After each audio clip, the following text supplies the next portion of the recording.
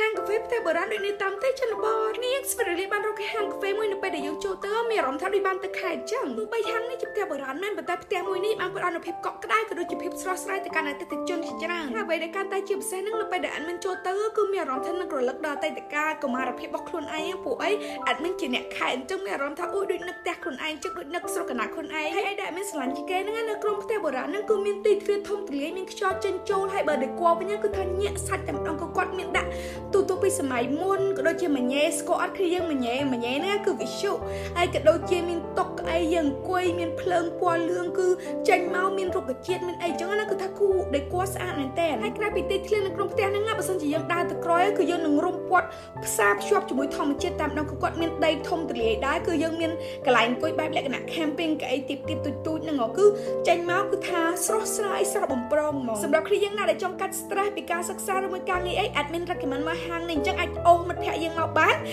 ហាងនេះមានឈ្មោះថាស្រុកយើងទីតាំងនៅទូសកាអញ្ចឹងគ្នាយើងមើលឲ្យចង់សាកអត់